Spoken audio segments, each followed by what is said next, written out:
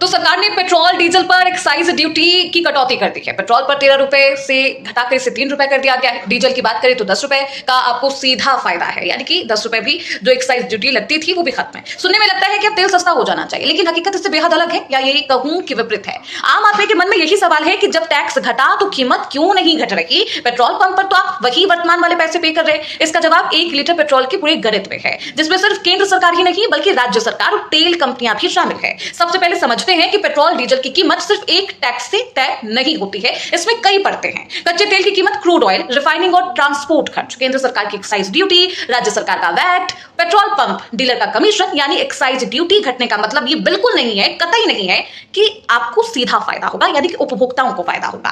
कच्चा तेल महंगा हो गया है। ईरान, इजराइल, अमेरिका टकराव के बीच अंतरराष्ट्रीय बाजार में कच्चे तेल की कीमत बढ़ती जा रही। सरकार ने ड्यूटी घटा दिया है, इसमें बढ़ोतरी का असर कम करने की कोशिश की है, लेकिन पूरी तरह खत्म करना, आप अगर सोच रहे होंगे कि पूरी तरह खत्म हो जाएगी, तो ऐसा नहीं है। कंपनियों ने घाटा एडजस्ट कर लिया है। तेल कंपनियां ओएमसी पहले से बढ़ी लागत झेल रही है। ड्यूटी में मिली राहत का एक हिस्सा कंपनियों ने अपने नुकसान को संतुलित करने में लगा दिया। राज्य सरकार का टैक्स जस का तस होगा, यानी कि केंद्र ने एक्साइज घटाई है लेकिन राज्य का वैट नहीं घटा है। कई राज्यों में वैट प्रतिशत होता है, इसलिए बेस प्राइस बढ़ती ही टैक्स भी बढ़ जाता है। रुपए की कमजोरी की बात करते हैं। वजह डॉलर के मुकाबले रुपया कमजोर हो रहा। कच्चा तेल खरीदना महंगा हो गया है, इसका सीधा असर पेट्रोल डीजल के दाम पर होता है। तो आप समझ गए होंगे कि पेट्रोल डीजल पर एक्साइज ड्यूटी जो हटा दी गई है, उससे आपके पेट्रोल पंप पर आप जब पेट्रोल लेने जाएंगे तो आपको सस्ते दामों पर नहीं मिलेंगे। जैसा मिला करती थी बिल्कुल उसी दाम पर आपको फिर से पेट्रोल डीजल आप खरीद पाएंगे।